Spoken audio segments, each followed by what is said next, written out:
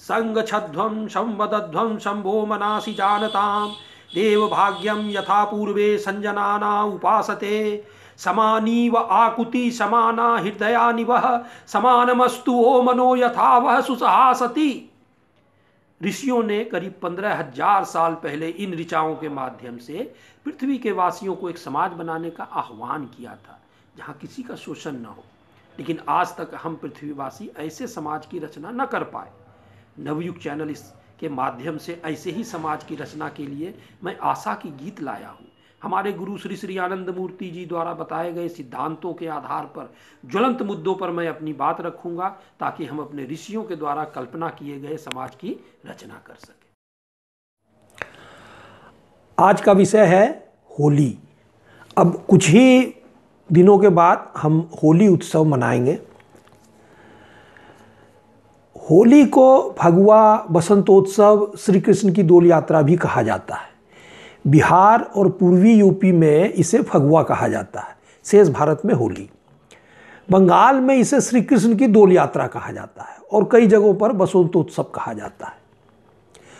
आप ध्यान दिए होंगे, होली साधारणतया वहीं मनाया जाता है जहां ठंड थोड़ा ज़्यादा, शीत ऋतु थोड़ा ज़्यादा पड़ती है, ठंडा ज़्यादा पड़ता है। अब जैसे साउथ इंडिया में होली कोई खास नहीं मनाया जाता है।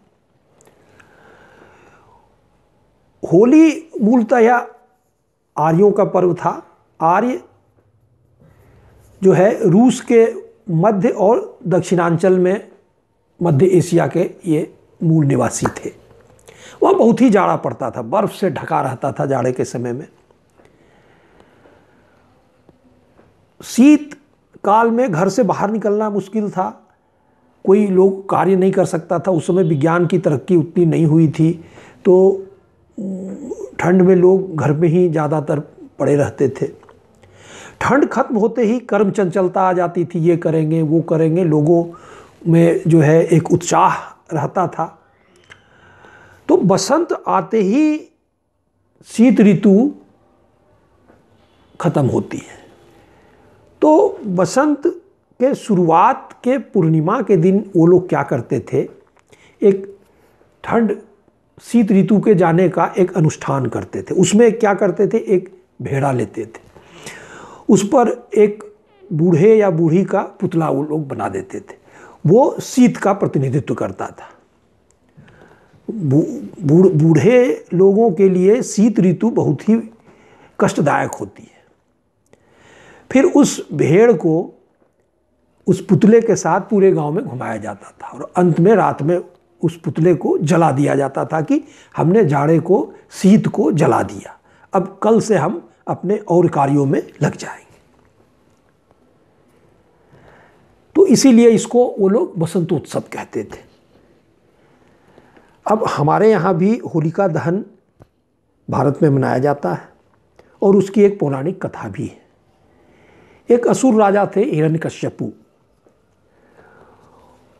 उन्होंने भगवान विष्णु से घोर शत्रुता कर रखी थी।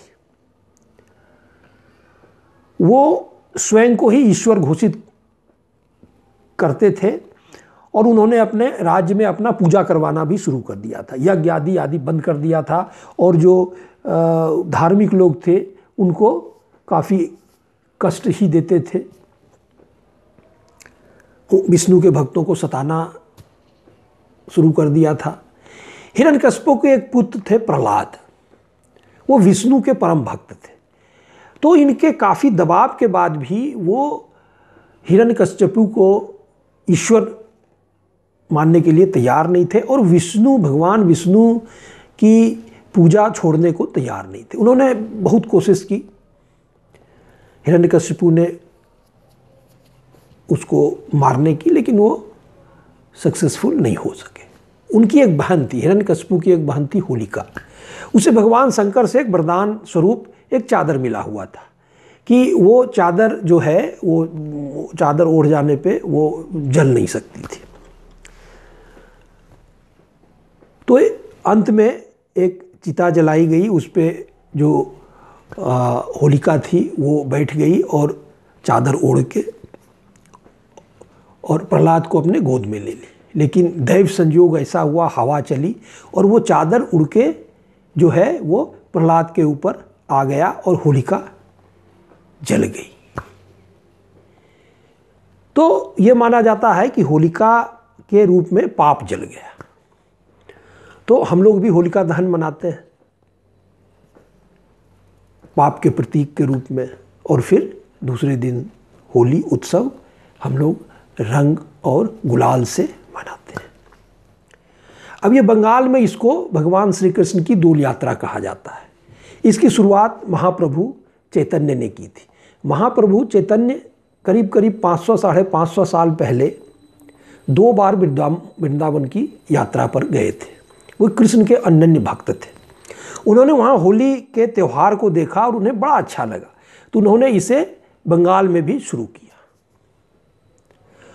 तो अब इसके पीछे जो है वो सोच क्या थी कि भाई जाड़ा ख़त्म हो गया। वैसे बंगाल में कोई खास जाड़ा नहीं पड़ता है, लेकिन जाड़ा ख़त्म होने के बाद क्या होता है कि कर्म चंचलता आ जाती है।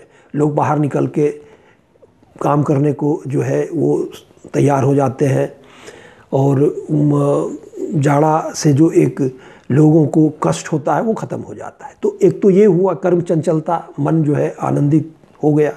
दूसरा, मन आनंदित होता था कि हम कृष्ण को भी आनंद दे रहे हैं। हमारा मन तो आनंदित हुआ ही हुआ, और समझता हूँ कि हे कृष्ण, मैं तुम्हारे मन को भी आनंद दे रहा हूँ, मैं तुम्हें प्यार कर रहा हूँ, तुम भी मुझे प्यार कर रहे हो। अर्थात मेरे मन के झूमने से जोगेश्वर कृष्ण का भी मन झूम गया है। यही हुई कृष्ण की डोल यात्रा, दोदुल्यमान। ये जो झूला हुआ उसमें मैं कृष्ण भगवान को भी आनंद दे रहा हूँ और खुद भी आनंद में झूल रहा हूँ। तो ये हुई श्री कृष्ण की डोल यात्रा। अब होली में रंग गुलाल और एक दूसरे को लगाते हैं। तो महाप्रभु ने क्या नियम बनाया कि भाई जो रंग गुलाल लगाएगा वो पुआ और मालपुआ भी खिलाएगा। बिहार और ईस्टर्न यूपी में भी कहीं कहीं और बंगाल में होली में हम लोग पुआ खाते हैं। तो पुआ 2 तरह का है, पुआ और मालपुआ। पुआ क्या हुआ कि पुआ को जो छान के निकाला जाता है, तो पुआ का जो एक पुआ बनाने का जो आटा बनाया जाता है घोल, उसी में चीनी डाल दिया जाता है। और मालपुआ किसे कहते हैं कि उसमें चीनी नहीं डाल के चीनी का अलग से रस तैयार किया जाता है और उसको छान के और तब उस जो है रस में दिया जाता है। तो ये हुआ मालपुआ। तो उत्तर भारत में और खासकर बिहार में भी ये मूलतः लौकिक और सामाजिक उत्सव है, लेकिन बंगाल का ये उत्सव जो है धार्मिक उत्सव है, क्योंकि श्री कृष्ण भगवान को भी वो उस होली में याद करते हैं। उनकी भक्ति जो है जग जाती है और उनके आनंद के लिए ही वो सोचते हैं कि मैं होली मना रहा हूँ। भारत के बाहर भी इसको मनाया जाता है। पाकिस्तान में इसे कहा जाता है जश्न बहारा। बहार का मतलब क्या हुआ? वो बसंत हुआ। तो ये बसंतोत्सव के रूप में पाकिस्तान में मनाया जाता है, वो भी उत्तर पाकिस्तान में। दक्षिण पाकिस्तान में चूँकि ठंड नहीं पड़ता है तो ये उत्तर पाकिस्तान में मनाया जाता है। उस दिन ये लोग जो है पकवान आदि तो खाते ही हैं, लेकिन ये लोग पतंग उड़ाते हैं। तो पतंग जो उड़ाया जाता है उससे पूरा आकाश भर जाता है। खासकर लाहौर ये सब में ये बसंतोत्सव बहुत ही एक फेमस उत्सव है। ईरान में इसे नवरोज कहते हैं।